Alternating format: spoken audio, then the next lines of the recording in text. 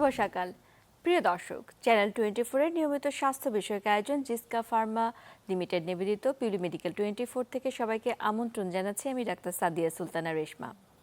দর্শক, আজকে আমরা কথা বলতে যাচ্ছি এমন একটি স্বাস্থ্য বিষয়ক সমস্যা নিয়ে যাতে ভুগে না এমন কোনো পরিবারই নেই। তরুণ থেকে বৃদ্ধ প্রায় সবার মধ্যেই ইদানিং এই সমস্যা দেখা যাচ্ছে। তা হচ্ছে হাঁটু ও কোমর ব্যথা।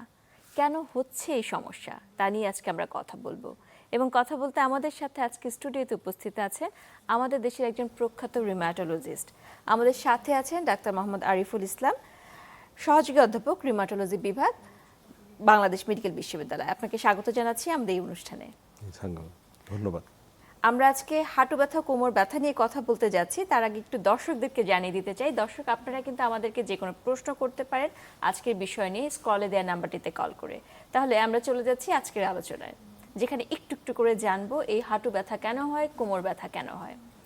তো স্যার, প্রথমে এই যে হাঁটু ব্যথার চাইতে দেখা যায় যে কোমর ব্যথাটা একটু আগেই শুরু হয়, এবং ইদানিং যারা অফিসে কাজ করছে, দীর্ঘ সময় বসে থাকছে, তাদের মধ্যে যেমন দেখা যাচ্ছে, একটু বয়স্ক যারা তাদের মধ্যে দেখা যাচ্ছে যে তারা হাঁটতে গিয়ে হঠাৎ করে কোমরে টান অনুভব করছে, নামাজ পড়তে পারছে না, ইত্যাদি বিভিন্ন ধরনের সমস্যা। তো এই যে সমস্যাগুলো ইদানিং এত বেশি কেন দেখা যাচ্ছে? ধন্যবাদ। আসলে হাঁটু ব্যথা বা কোমর ব্যথায় ভুগেন এরকম ধরনের লোক পাওয়া খুবই ডিফিকাল্ট। তো আমাদের যেটা মনে হচ্ছে হাঁটু ব্যথার কারণ যদি আমরা দেখি, এটা বয়স প্রেক্ষাপটে আমাদের কারণগুলি ভিন্ন রকম হতে পারে। যদি আমরা মনে করি একজন বয়স্ক লোক আমার কাছে আসলেন যার বয়স হয়তো 50 বা 60, তার হাঁটু ব্যথা, তাহলে আমরা সাধারণত মনে করে থাকি যে সেই হাঁটুর ব্যথাটার কারণ হয়তো ডিজেনারেটিভ বা বয়স বাড়ার সাথে সাথে যে হাড়ের যে পরিবর্তনজনিত কারণে পেইন হয় সেগুলি আমরা বলি নিউ অস্টিওআর্থ্রাইটিস। আবার একই হাঁটু ব্যথা দেখা যাচ্ছে যে একজন কম বয়সী ছেলে বা মেয়ে যেই হোক, সে আসছেন, তার বয়স হয়তো বা 25 বা 30, তার কিন্তু হাঁটু ব্যথার অস্টিওআর্থ্রাইটিস বা ডিজেনারেটিভ কারণে হওয়ার কথা নয়, কারণ তার বয়সটা কম। সেক্ষেত্রে আসলে অনেক সময় আমাদের দেখতে হবে তার লক্ষণটা কীরকম, তার কি হাঁটু ফুলে যাচ্ছে, ব্যথা হচ্ছে, লাল হচ্ছে, এই ধরনের কোনো লক্ষণ আছে কিনা। যদি আসলে ওই ধরনের কোনো লক্ষণ থাকে তাহলে কিন্তু আমাদের অবশ্যই চিন্তা করতে হবে যে প্রদাহজনিত কোনো কারণ আছে কিনা। সে প্রদাহজনিত কারণ থাকলে কিন্তু আসলে সেই প্রদাহজনিত কারণগুলিকে খুঁজে বের করে কি কারণে প্রদাহটা হচ্ছে তার জন্য ডেফিনেটলি চিকিৎসা দিলে কিন্তু হাঁটু ব্যথার অনেকাংশই কমে যাওয়ার সম্ভাবনা আছে। আর কোমর ব্যথার যে বিষয়গুলি বললেন, কোমর ব্যথা আসলে বিভিন্ন রকম কারণে হতে পারে।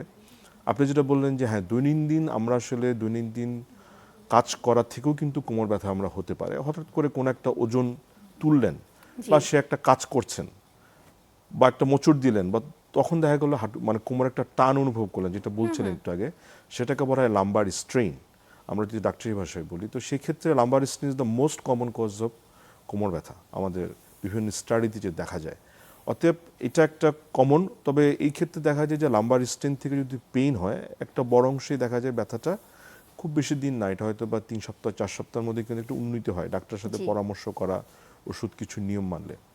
আরেকটা বিষয় যেটা আপনি উল্লেখ করলেন যে হ্যাঁ, যারা হয়তো বিভিন্ন রকম অফিসে বা কোনো রকম ডেস্ক জব বা কর্পোরেট জবে কাজ করছেন বা গার্মেন্টস ওয়ার্কার যারাই আছেন না কেন, ওনারা যখন কাজ করেন একটা পশ্চারে বা একটা নির্দিষ্টভাবে বসে দীর্ঘক্ষণ কাজ করতে থাকেন, তখন দেখা যাচ্ছে তার পশ্চারিংটা ঠিক হচ্ছে না, বা আমরা যেটা অনেক সময় বলি যে আর্গোনমিক্স, মানে আমাদের চেয়ারটা কতটুকু হবে, হাইট বা টেবিল, বা তার মানে যদি কেউ ডেস্কে কোনো কম্পিউটারে কাজ করে তার কম্পিউটার ডেস্কটা কোথায় সেট আপ হবে, এই ধরনের কতগুলি বিষয় থাকে। তো আমাদের দেশে তো অনেক ক্ষেত্রে হয়তো বা আর্গোনমিক্স ফলো করে ওইভাবে একটা জব প্লেসে ওইভাবে করে জিনিসপত্রগুলিকে সেট করা হয় না। তো এই কারণে একজনের উচ্চতা, তার এই অনুযায়ী তাকে একটা উচ্চতা, তারপরে তার হয়তোবা যে হয়তোবা কম্পিউটারে কাজ করে তার একটা হ্যান্ড রেস দরকার, কারণ সে হয়তো প্রলং যখন 7-8 ঘন্টা কাজ করবে, তার একটা অসম চাপ তার ঘাড়েও পড়তে পারে, তার হাতেও পড়তে পারে।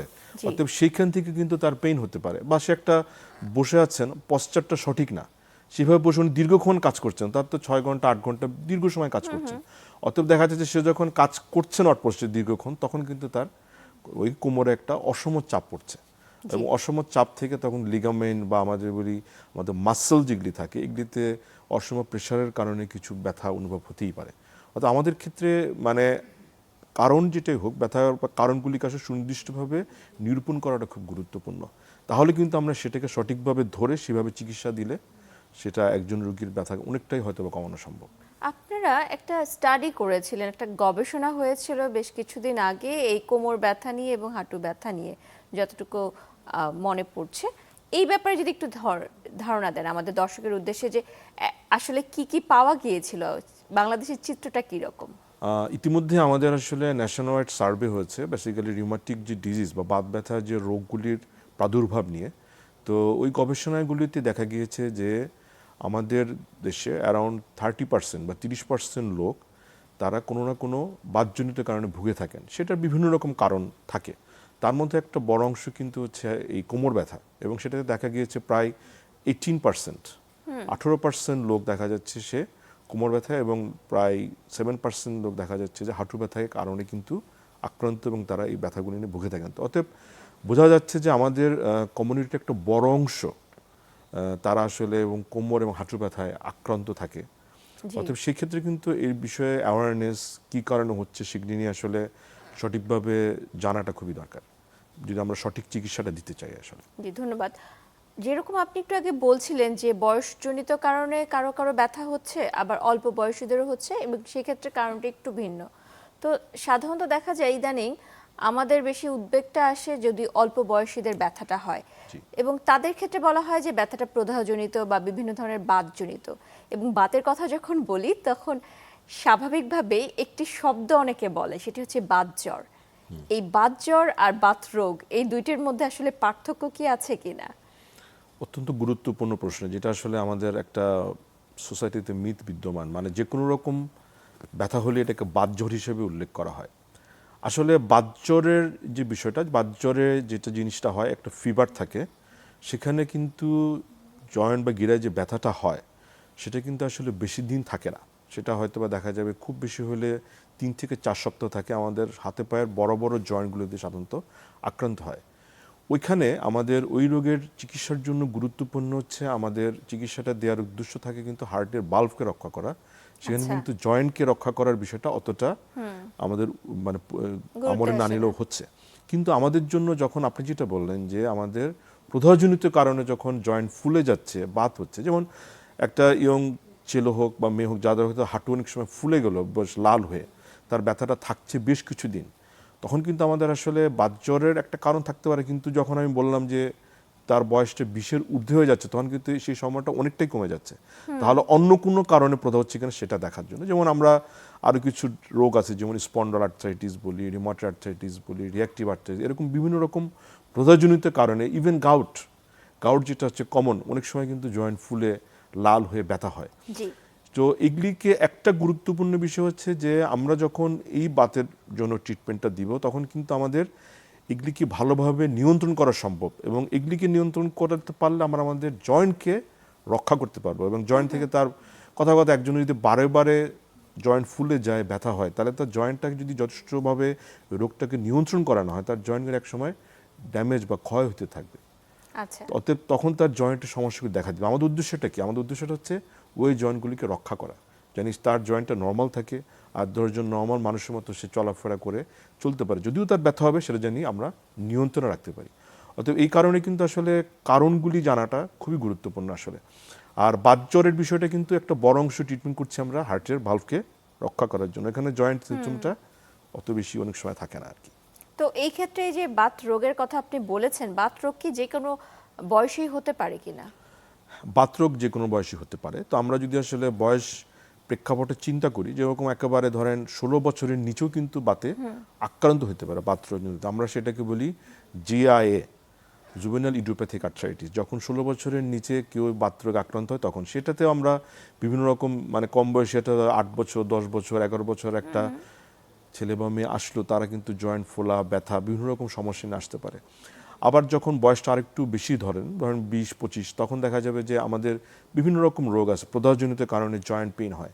যেমন আমরা রিউমাটোলজিস্ট হিসেবে যেমন অটোইমিউন ডিজিজ যেগুলি আছে, যেরকম আমরা এসিডি বলে থাকি, এগুলিতে কিন্তু জয়েন্ট পেইন হয়। তারপরে আমাদের যেমন রিউমাটয়েড আর্থ্রাইটিস, স্পন্ডাইটিস, এগুলি আরেকটু বেশি বয়সে গেলে কিন্তু রিউমাটয়েড আর্থ্রাইটিস দেখা যায় সাধারণত থার্ড ফোর্থ দিকে, এই ধরনের দিকে সাধারণত বিষয়। তো রিউমাটয়েড আর্থ্রাইটিস হতে পারে। আরও পরে গেলে কিন্তু তখন আমাদের আসলে প্রদাহজনিত বাতও হতে পারে, প্লাস তখন কিন্তু একটা যোগ হচ্ছে ডিজেনারেটিভ। আমি যেটা কিছুক্ষণ আগে বলছিলাম, যে অস্টিওআর্থ্রাইটিস যে জয়েন্টগুলিতে হয় বয়সজনিত যে বয়সজনিত সমস্যা। সেগুলি তখন ওইটার সাথে অ্যাড হতে থাকবে। অতএব আমরা দেখতে পারি যে আসলে বয়সের ব্যবধানে কিন্তু বাতের বা ব্যথার কারণগুলি কিন্তু ভিন্ন, এবং সেই ক্ষেত্রে চিকিৎসাটাও কিন্তু এইভাবে করে আমাদের একটা প্ল্যান করে করতে হয় যে কাকে কিভাবে আমরা দিব।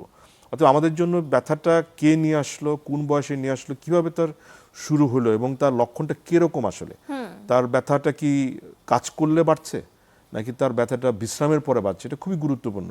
জি। কারণ বিশ্রামের পরে বেড়ে যায়, সকালে খুব জাম লেগে বা শক্ত হয়ে থাকা, তখন বুঝতে হবে এটা প্রদাহজনিত কারণ। আর যার যদি কাজকর্ম করার থেকে বেশি হয় তাহলে তার বুঝতে হবে যে এটা তার অস্টিওআর্থ্রাইটিস বা তার ডিজেনারেটিভ বা যেটাই বলি ক্ষয়জনিত বিভিন্ন রকম টার্মস আমরা ইউজ করি, সেগুলি হচ্ছে ভিন্ন একটা কারণ। তো আমাদের আসলে হিস্ট্রিটা নেওয়া, কোন বয়সে কীটা হচ্ছে সেটা থেকে আমরা আসলে সঠিকভাবে নিরূপণ করতে পারবো আসলে কী কারণে ব্যথাটা হচ্ছে। কোনো ইনফেকশন বা সংক্রামক জাতীয় রোগের কারণে কি এই ধরনের ব্যথা হতে পারে, বিশেষ করে কোমরে বা হাঁটুতে? জি, এটা খুবই গুরুত্বপূর্ণ প্রশ্ন, কারণ আমরা আসলে বাংলাদেশ, আমরা সবাই জানি বাংলাদেশ কিন্তু টিবি এন্ডেমিক জোন। অর্থাৎ টিউবারকুলোসিস যে সবসময় শুধু ফুসফুস আক্রান্ত করে তা কিন্তু না, অনেক সময় হাঁটুতেও আক্রান্ত করে। আমরা যদি কখনো দেখি যে কোনো একজন ব্যক্তির যে একটা হাঁটু ব্যথা আছে দীর্ঘদিন, ফলাটা অত বেশি না বাট ফলা আছে বেশ কিছুদিন, তার প্রদাহজনিত কারণে পেইন হচ্ছে, ক্রনিক যদি মনে করি, ক্রনিক মনো বা একটা জয়েন্টে দীর্ঘদিন ব্যথা থাকে, তখন কিন্তু আপনি যেটা বললেন যে আমাদের কিন্তু আসলে ইনফেকশন চিন্তা করা উচিত। তার মানে একটা কমন কারণ কিন্তু টিউবারকুলার আর্থ্রাইটিস, এবং অনেক সময় ফাঙ্গাল আর্থ্রাইটিসও হতে পারে। আবার আরেকটা যেটা থাকে যে হঠাৎ করেই তীব্র আকারে ব্যথা হয়ে ফুলে গেল, যেটাকে আমরা বলি সেপটিক আর্থ্রাইটিস, সেটা ব্যাকটেরিয়ার জনিত কারণে আক্রান্ত হয় আমাদের কোনো জয়েন্ট। অতএব সেই ক্ষেত্রে কিন্তু আবার ওই সেপটিক আর্থ্রাইটিস চিন্তা করতে চাইলে দেখতে হয় যে আসলে সেই কার হচ্ছে বা তার কোনো রকম আগে থেকে কোনো রোগ ছিল কিনা, তার বডিতে রোগ প্রতিরোধ ক্ষমতা কম কিনা, বা তার আসলে কেন হঠাৎ করে হাঁটুতে ইনফেকশন হবে। জি। এইভাবে করে আসলে কারণগুলিকে নিরূপণ করতে হয় আসলে, যাদেরকে সেপটিক, এটাকে টিউবারকুলার বা অন্য কোনো ইনফেকশন কারণ হচ্ছে। আমরা এইভাবে করে আসলে হিস্ট্রি, তারপরে অনেক ক্ষেত্রে আমাদের আসলে জয়েন্ট যে ফ্লুইডটা থাকে আসলে যখন হাঁটু ফুলে যায়, সেই ফ্লুইডটা টেস্ট করলে আমরা বুঝতে পারি যে আসলে কি কারণে ওনার হাঁটুটা ফুলে ব্যথা হচ্ছে। একটি প্রবণতা আমাদের দেশে আছে যে যখন ব্যথা হয়, সেটি হাঁটুর ব্যথা বা অন্য জায়গায় ব্যথা হলে অনেকে নিজে থেকে ইউরিক অ্যাসিড টেস্ট করে এবং অনেকে নিজে থেকে ঔষধ গ্রহণ করে, এবং অনেকে এরকমও আছে যে ফার্মেসি থেকে নিজেরাই ওষুধ চাচ্ছে এবং ওষুধগুলো দীর্ঘদিন খাচ্ছে। এই ব্যাপারে আপনার মতামত একটু জানতে চাই। পার্টিনেন্ট প্রশ্ন, যে আমাদের জন্য আসলে হাঁটু ব্যথাটা আমি যেটা বলছিলাম যে গাউট, যেটা আমি একটা টার্ম ইউজ করলাম, গাউট একটা বাতের কারণ, গাউট একটা রোগ। গাউটটা আসলে ইউরিক অ্যাসিড রিলেটেড কারণে হয়, সেই ক্ষেত্রে ইউরিক অ্যাসিডটা বাড়ে, এবং আমরা অনেক সময় জয়েন্ট যে ফ্লুইড থাকে সেখানে আমরা একটা টেস্ট করলে ক্রিস্টাল পাই। কিন্তু গাউটে আক্রান্ত রোগী তো সবাই না আসলে, এখন কারণগুলি তো ভিন্ন। আমি কিছুক্ষণ আগে ব্যাখ্যা করলাম যে আসলে আমাদের ইনফ্লামেটরি কারণের মধ্যে, প্রদাহজনিত কারণের মধ্যে গাউট একটা কারণ, কিন্তু সবারই যে গিরা ফুলে গেলে গাউটি হবে বিষয়টা আসলে সেরকম না। অতএব আমাদের আসলে যখন এরকম ফুলে যাবে, আমার মনে হয় ওনাকে একজন বিশেষজ্ঞের কাছে যাওয়া এবং তার যে লক্ষণটা কিভাবে হলো জি। এটাকে তাদের সাথে মানে ডাক্তারের সাথে পরামর্শ করে তারপরে তার টেস্টগুলি করে তারপরে তার রোগটাকে সঠিকভাবে নিরূপণ করা উচিত। কারণ সকল বাতি বা জয়েন্ট ফুলে যাওয়ার যে গাউট তা কিন্তু না, এটা কিন্তু ভিন্ন কারণেও হতে পারে। আমি যেমন বললাম স্পন্ডালাইটিস, রেক্টাইটিস কিন্তু এরকম জয়েন্ট ফুলে যায়, তাও আমরা সেটা সেই ক্ষেত্রে তার রোগের ইতিহাস, তার লক্ষণ, তার ফ্যামিলি হিস্ট্রি, এই ধরনের সমস্ত কিছু মিলিয়ে এবং পরীক্ষা নিরীক্ষা করে জয়েন্ট ফ্লুইড এবং আদার প্রাসঙ্গিক টেস্ট করে আমরা তখন ধরতে পারবো যে তার বাতটা আসলে বা ব্যথাটা কী জন্য হচ্ছে।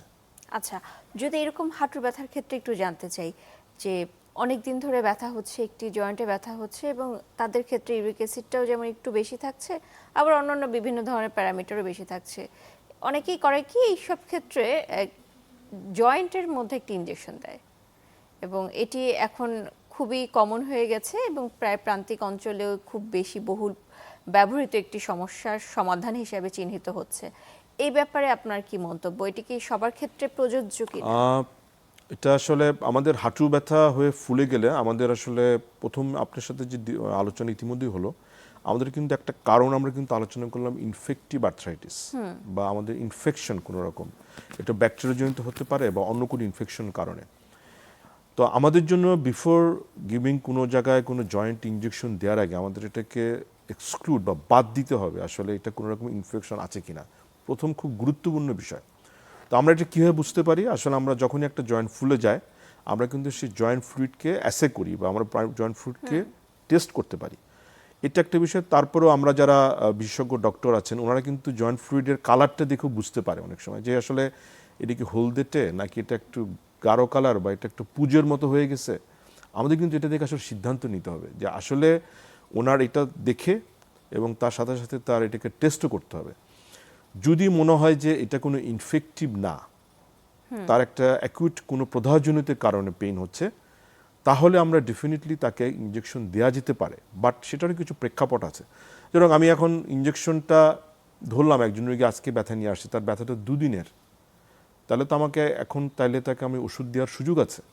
যদি তার রিপোর্টস, তার ক্রিয়েটিনিন, তার আদার প্রাসঙ্গিক রিপোর্টগুলি ভালো থাকে, আমি কিন্তু তাকে প্রথম ওষুধ দিয়ে দেখতে পারি। আবার একই রোগী হয়তো বা আসলেন, সে হয়তো বা বেডে শুয়ে আসছেন, সে হাঁটতে পারছেন না, সে হুইল চেয়ারে করে আসছেন, তার পেইনটা খুবই সিভিয়ার। তো যার প্রদাহ বা পেইন অত্যন্ত সিভিয়ার, তাকে আসলে কমানোর জন্য কিন্তু injection is one of the better option অনেক ক্ষেত্রে। অতএব আমাদের আসলে এটা আসলে কোনো মানে সার্বজনীন সবাইকে ইনজেকশন দিয়ে দিলাম, বিষয়টা এরকম না।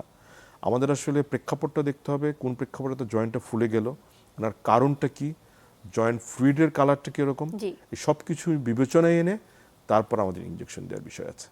আপনি যে কথাটি বলছেন তার মধ্যে তো অবশ্যই জয়েন্ট ফ্লুইড বের করে দেখাটা খুব গুরুত্বপূর্ণ বলে মনে হচ্ছে, কিন্তু অনেকেই এরকম আছেন যে প্রান্তিক অঞ্চলে বিশেষ করে তারা এই কাজটি করছেন না এবং সরাসরি চিকিৎসা পদ্ধতিতে যাচ্ছেন, রোগীরা স্বাচ্ছন্দ্য বোধ করেন না। তাদের ক্ষেত্রে আপনার পরামর্শটা কি? এক্ষেত্রে কতটুকু গুরুত্বপূর্ণ তাকে আগে এই রোগটি শনাক্তকরণ করা? এটা আসলে যদি আপনি যেটা বললেন যে অনেক সময় প্রান্তিক অঞ্চল আসলে জয়েন্ট ফ্লুইডের টেস্ট হয়তো অ্যাভেলেবল না, তারপরেও আমি যেটা মনে করি যে একজন বিশেষজ্ঞ ডাক্তারের কাছে যাওয়াটা তার খুবই গুরুত্বপূর্ণ, যারা হয়তো বা এই ধরনের বাতের কারণগুলি নিয়ে চিকিৎসা করেন। কারণ আমরা অনেক সময় ইতিহাস থেকে বা রোগীর যে ইতিহাস বা তার ধরন, যে কিভাবে জয়েন্টটা পেন শুরু হলো, কিভাবে আক্রান্ত হলো বা সে আগে হয়েছে কিনা, এখন যার বারে বারে হচ্ছে তার ক্ষেত্রে ইনফেকশনের চান্সটা আসলে কমে যাচ্ছে কিছুটা, কারণ সে আগেও দিছে ইঞ্জেকশন। তাহলে কিন্তু আমরা হিস্ট্রি থেকে একটা বুঝতে পারি অনেক সময়। আবার দেখা গেল সে অনেক সময় ব্যথা নিয়ে আসে, তার সাথে জ্বর আছে, আপনি তো তখন নিশ্চিত হতে পারবেন না আপনি কি তখন আসলে দেওয়াটা ঠিক হবে কিনা।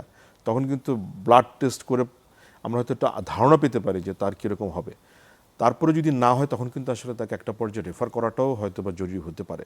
কারণ আমরা অনেক সময় কিছু কিছু পেশেন্ট পেয়ে যাই এরকম যে তার রিপিটেড ইনজেকশনে তার কিন্তু জয়েন্টটি ইনফেকশনে আক্রান্ত হয়ে যায়।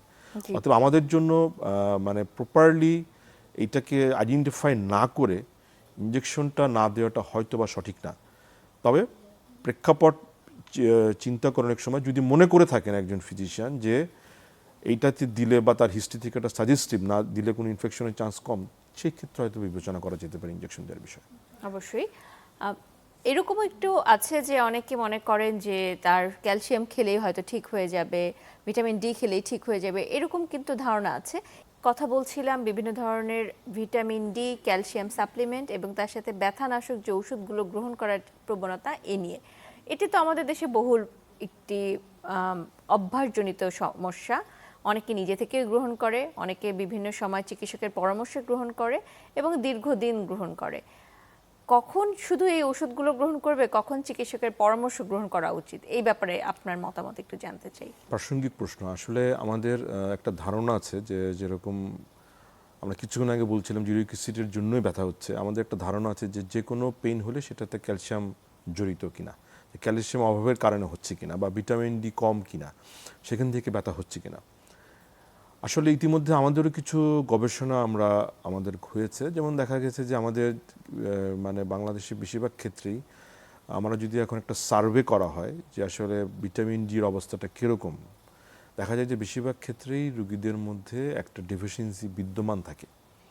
এখন যার ব্যথা হলো সে মনে করে যে আমার ব্যথাটা আসলে ওই ভিটামিন ডির জন্যই হচ্ছে, কিন্তু দেখা যাচ্ছে অনেকের ভিটামিন ডি কম, তার কিন্তু ব্যথা হচ্ছে না। অতএব আমাদের কিন্তু আসলে যে লক্ষণটা সেটা আসলে দেখতে হবে যে এটা আসলে তার ব্যথাটা কী ধরনের। এক ধরনের ভিটামিন ডি যদি ডেফিসিয়েন্সি হয় তাহলে কিন্তু পেইনটা হবে হাইপোভিটামিনোসিস ডি এর কারণে, তার জেনারেলাইজড একটা বডিকে পেইন হবে, সমস্ত শরীরেই তার একটা ব্যথা হবে, মায়ালজিয়া বা আর্থালজিয়া এই ধরনের একটা পেইন হবে। অতএব তার কিন্তু যদি মনে হলো যে তার একটা জয়েন্ট ফুলে গেছে বা তার একটা ইনফরমেশন, আমি যে কিছু আগে বললাম যে প্রদাহজনিত কারণে পেইন হলে বিশ্রামে বাড়বে বা সকালে জাম লেগে থাকবে, তখনই কিন্তু ভিটামিন ডি খেলে তার ব্যথা তো কমবে না। তখন কিন্তু তাকে ডেফিনেটলি তার প্রদাহজনিত কারণের কি কারণের যে ব্যথা হচ্ছে তার চিকিৎসা করতে হবে। তার সাথে ওনার ভিটামিন ডি কম থাকতে পারে। আমাদের ভিটামিন ডি কম থাকলে সেটাকেও একটা সঠিক মাত্রায় বডিতে নিয়ে আসাটা দরকার, সেক্ষেত্রে আমরা ভিটামিন ডি দিতে পারি। অতএব সেক্ষেত্রে ভিটামিন ডিটা আসলে আমার মনে হয় যে এটা আসলে তার লক্ষণটা কীভাবে হচ্ছে সেটা অনুযায়ী দেখা।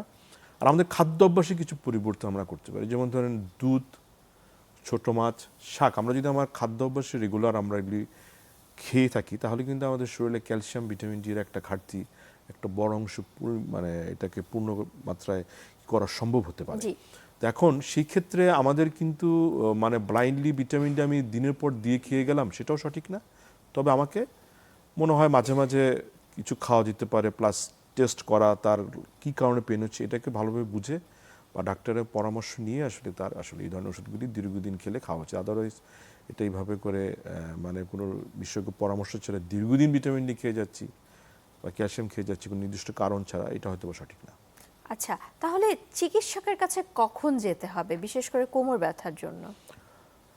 খুবই গুরুত্বপূর্ণ প্রশ্ন। আসলে কোমর ব্যথায় আমাদের আসলে 90% মানুষই জীবনে কোনো না কোনো সময় কোমর ব্যথায় ভোগেন। আমি যেটা একটু আগে বলছিলাম যে যদি এরকম হয় যে লাম্বার স্ট্রেন, যেটা কমন কারণ আমাদের কাজকর্ম দৈনন্দিন কাজের থেকে যদি হয় তখন সেটাকে লাম্বার স্ট্রেন বলা হয়। তো লাম্বার স্ট্রেন থেকে হলে সাধারণত দেখা যায় কিছু ব্যথানাশক বা কিছু রেস্টে একটা পর্যায়ে উন্নতি হয়ে যায়। কিন্তু যখন কোমর ব্যথাটার সাথে কিছু লক্ষণ থাকে খুব গুরুত্বপূর্ণ, যেরকম কোমর ব্যথাটা তার কোমর থেকে পায়ের দিকে নেমে আসতেছে, একটা ঝিমঝিম অবশ লাগা, তার পায়ের আঙ্গুল অসাড় হয়ে যাওয়া, পায়ের আঙ্গুল নাড়তে তার সমস্যা হচ্ছে, এই ধরনের লক্ষণ যদি থাকে, তার যদি এরকম হয় যে তার পায়খানা প্রস্রাব করার সময় তার এটা ধরে রাখতে কোনো কারণে সমস্যা হচ্ছে, আচ্ছা, তারপরে তার দেখা যাচ্ছে যে কোমর ব্যথা আছে তার সাথে জ্বর আসতেছে, তার কোনো রকম খাওয়ার অরুচি হচ্ছে, বিভিন্ন রকম কনস্টিটিউশন ফিচার্স আমরা যেগুলি বলি ফিভার, এই ধরনের যদি কোনো কিছু হতে থাকে এবং তার ব্যথাটা যখন দেখা যাচ্ছে যে না তার 5-7 দিনের মধ্যে কমছে না বা একটা ট্রমার একটা সিগনিফিকেন্ট ইনজুরির কারণেও পেন যদি হয়, তখন কিন্তু আসলে ডাক্তারের সাথে পরামর্শ করা উচিত।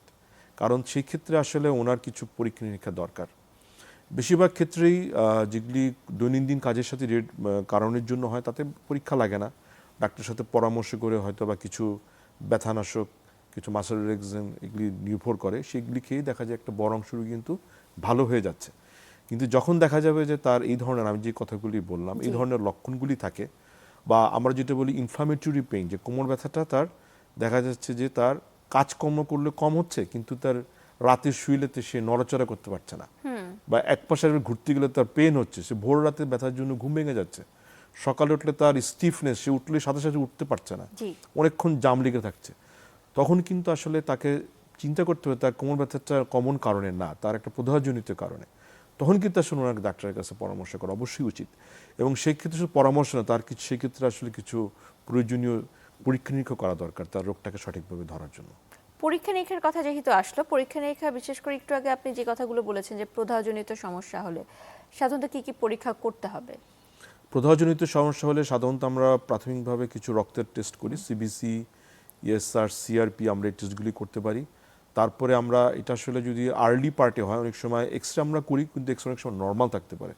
কিন্তু আমরা যদি মনে করি যে তার ব্যথার ধরনটা ইনফ্লামেটরি, যেটা আসলে প্রদাহজনিত কারণ হচ্ছে, তখন কিন্তু আমরা কিছু কিছু ক্ষেত্রে আমরা আসলে এমআরআই করতে লাগতে পারে রোগটাকে আগে মানে আর্লি ধরার জন্য।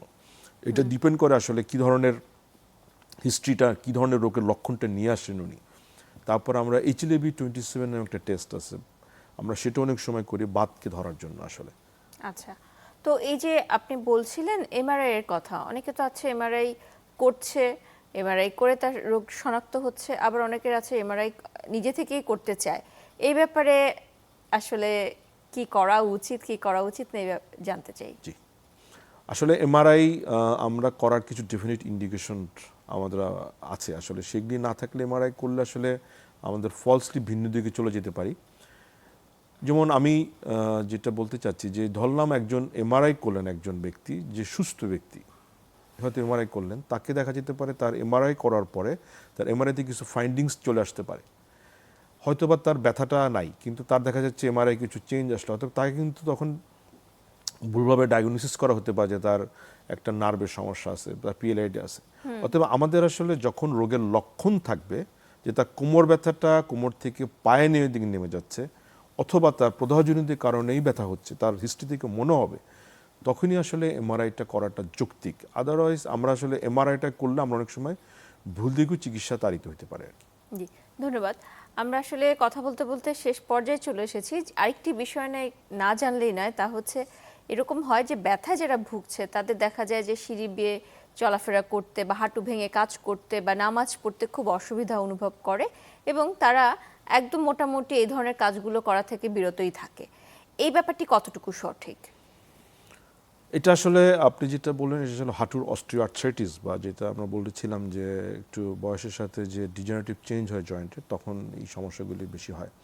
আসলে বয়স বাড়লে যেটা হয়, আমাদের দুই হাড়ের প্রান্তে তরুণাস্থি বা কার্টিলেজ যেটা থাকে এটা থিনিং বা পাতলা হয়ে যায়। এর ফলে যেটা হয়, হাঁটু যখন ভাঁজ করা হয় তখন এক হাড় আরেক হাড়ের সাথে ঘর্ষণ হয় এবং তাতে ব্যথা তৈরি হয়।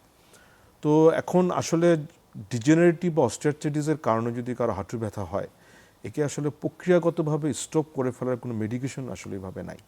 তবে হ্যাঁ, আমরা কিছু নিয়ম, কিছু এক্সারসাইজ, ওয়েট রিডাকশন এগুলি যদি করি, তাহলে আমরা এই ব্যথাগুলিকে নিয়ন্ত্রণ করা সম্ভব। আপনি যেমন বলছিলেন যে হাঁটু ভাঁজ করা, এখন যদি কথা তার বাসাটা দোতলায়, সে করবে কি? তার তো জি, বাসায় উঠতে হবে। জি, লিফট থাকলে লিফট ইউজ করতে পারে, কিন্তু যদি লিফট না থাকে তখন তাকে করতে হবে কি, প্রতি ধাপেই দুই পা দিয়ে তাকে আস্তে আস্তে করে ওঠা। আমরা সাধারণত একটা সিঁড়ি আরেকটা সিঁড়িতে পা দিয়ে উঠে যাই, তখন প্রতি ধাপেই দুই পা দিয়ে আস্তে আস্তে তার উঠতে হবে। নামার সময় তার কিন্তু আস্তে আস্তে নামতে হবে। ঘোরার সময় তার হাঁটু যেন মোচন না খায় সেদিকে খেয়াল রাখতে হবে। তার ঘুরতে একটু স্লোলি ফ্র্যাকশনেটেড হয়ে করাটা ভালো। নামাজ পড়ার ক্ষেত্রে এখন এটা ডিপেন্ড করে ওনার আসলে হাঁটুর মানে রেস্ট্রিকশনটা, মুভমেন্টটা কতটুক, ব্যথাটা কতটুক। জি, এখন ধরেন ব্যথাটা যদি খুব বেশি মাত্রায় না হয়, উনি যদি ধরেন 10 মিনিটের মধ্যে তার নামাজটা পড়তে পারে, তাহলে কিন্তু হয়তো বা তা পড়া সম্ভব। আবার আছেন উনি হয়তো বা আধা ঘন্টা নামাজ পড়তে চান, তার হয়তো প্রলং বেন্ডিং, কারণ যেটা হচ্ছে হাঁটু অস্টিওআর্থ্রাইটিস থাকলে যদি কেউ প্রলং বেন্ডিং করে তখন কিন্তু এটা তার ব্যথাটাকে বাড়ায় ফেলতে পারে। জি, অথবা আমাদের কিন্তু কাজগুলিকে, আমরা যে কাজগুলি করি সেটাকে একটা মডিফিকেশন করে। যেমন আপনি ইভেন টয়লেটের কথা বলেন, যেমন ধরেন তারা প্যান ইউজ করে আমাদের দেশে অনেক জায়গায়, তখন কিন্তু হাঁটু ভাঁজ করে বসতে জি, হয়। এটা কিন্তু যাদের অস্টিওআর্থ্রাইটিস অ্যাডভান্স হলে তারা বসতে পারে না, কারণ কি তারা তো হাঁটু ভাঁজই করতে পারে না। অতএব সেই ক্ষেত্রে কিন্তু উঁচু চেয়ার ব্যবহার করা বা কমোড ইউজ করলে তার ক্ষেত্রে হয়তো বা ভালো। এটা আসলে হচ্ছে আমাদের অ্যাক্টিভিটি অফ ডেইলি লিভিংটা পরিবর্তন করতে হচ্ছে, যাদের আসলে হাঁটুর অস্টিওআর্থ্রাইটিস হচ্ছে। আসলে এটা ডিপেন্ড করে তার সিভিয়ারিটি, তার লিমিটেশন অফ মুভমেন্ট, আমি তাকে কী ধরনের অ্যাডভাইস দিব। আরেকটা খুব গুরুত্বপূর্ণ বিষয়, ওজন যদি বেশি থাকে, ওজন কিন্তু কমাতে হবে। জি, কারণ যেটা হচ্ছে, আমি যখন দাঁড়াচ্ছি বা যে কোনো সবার ক্ষেত্রে প্রযোজ্য, আমার ওয়েটটা কিন্তু কোমর এবং হাঁটু দিয়ে নামছে। আমার ওজন বেশি থাকলে আমার চাপটা পড়তে হাঁটুতে বেশি। অতএব বিভিন্ন গবেষণায় দেখা গেছে যে আমি যদি ইভেন একজন পার্সন 5 to 10%, মানে ইভেন 5% ওয়েটটা কমাইতে পারে, তা 20 থেকে 30% হাঁটু ব্যথা কমা সম্ভব। আচ্ছা। তো আমরা আসলে কথা বলতে বলতে অনুষ্ঠানের একদম শেষ পর্যায়ে চলে এসেছি। আপনাকে অসংখ্য ধন্যবাদ আপনার মূল্যবান সময় থেকে আমাদেরকে সময় দেওয়ার জন্য। আপনাকেও অসংখ্য ধন্যবাদ এবং দর্শকদের শোনার জন্য অসংখ্য ধন্যবাদ। প্রিয় দর্শক, আজকে এখানেই বিদায় নিতে হচ্ছে। ভালো থাকুন, সুস্থ থাকুন এবং অবশ্যই যে কোনো সমস্যার জন্য বিশেষজ্ঞ চিকিৎসকের পরামর্শ গ্রহণ করুন।